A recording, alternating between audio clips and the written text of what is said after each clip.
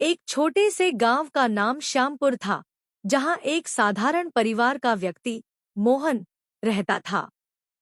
मोहन बहुत ही ईमानदार और मेहनती किसान था, लेकिन पिछले कुछ वर्षों से उसके जीवन में कुछ भी ठीक नहीं चल रहा था।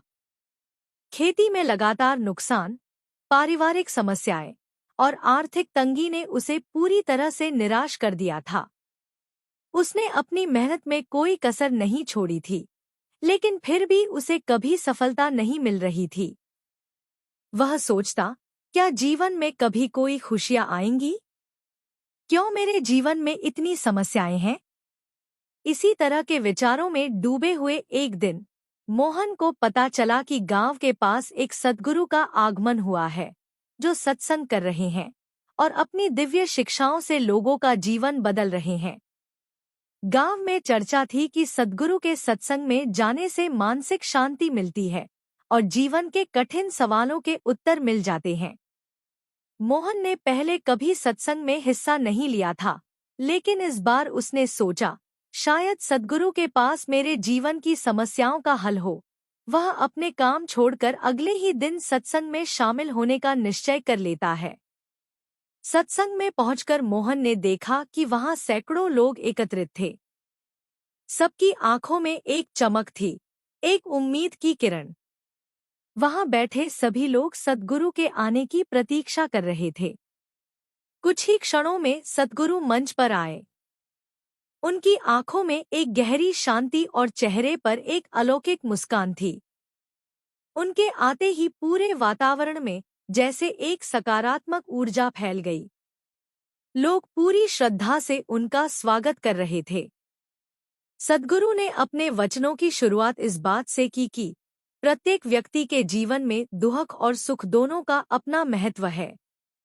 दुख हमें सिखाते हैं कि हम अपने भीतर झांकें, अपनी कमजोरियों को समझें और अपने आत्मविश्वास को बढ़ाएं।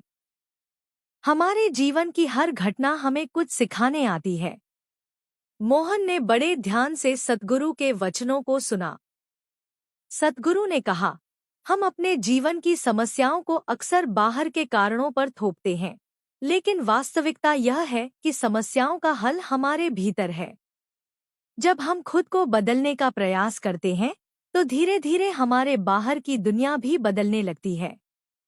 अगर हम खुद को, अपने विचारों को, अपने दृष्टिकोण को बदल लें, तो परिस्थितियां भी हमारे अनुकूल होने लगती हैं। सद्गुरु के वचनों ने मोहन के हृदय में गहरी छाप छोड़ी। उसे महसूस हुआ कि अब तक उसने अपने दुखों का कारण दूसरों को समझा था, लेकिन आज उसे पता चला कि शायद वह खुद ही अपनी समस्याओं का कारण है। उसने सोचा, अगर मैं अपने जीवन को सकारात्मक रूप से देखना शुरू कर दूं और अपने दृष्टिकोण में बदलाव लाऊं, तो शायद मेरे जीवन में भी खुशियां लौट आएं। सत्संग के बाद मोहन ने सोचा कि वह सद्गुरु से व्यक्तिगत रूप से मिलकर अपने जीवन के सवालों के उत्तर पूछे। वह सद्गुरु के पास गया और बोला, गुरुजी, मैं एक साधारण किसान हूँ और मेरे जीवन में लगातार समस्याएं चल रही हैं। मैंने हर संभव प्रयास किया, लेकिन सफलता नहीं मिली। कृपया मुझे बताएं कि मैं अपने जीवन को कैसे सुधार सकता हूँ। सद्गुरु ने मुस्कुराते हुए कहा, बेटा, जीवन में सफलता और सुख पाने के लिए सबसे पहले अपने मन में शांति और संतोष लाओ। जब तक हमारा मन अशांत रहेगा, हम बाहरी दुनिया में सुख की खोज करते रहेंगे, लेकिन हमें वह सुख नहीं मिलेगा। मन को शांत करने का सबसे सरल तरीका है ध्यान और आत्मचिंतन। सद्गुरु ने मोहन को ध्यान करने की विधि सिखाई और कहा, रोज कुछ समय के लिए अकेले बैठकर अपने भीतर झांकने का अभ्यास करो। अपने विचारों को शांत करो और अपने भीतर की आवाज को सुनो। धीरे धीरे तुम्हें अपने जीवन के हर सवाल का उत्तर मिल जाएगा। मोहन ने सद्गुरु के बताए गए निर्देशों को पूरी निष्ठा से अपनाया। वह रोज सुबह उठकर ध्यान करने लगा और सद्गुरु के वचनों को जीवन में उतारने की कोशिश करने लगा।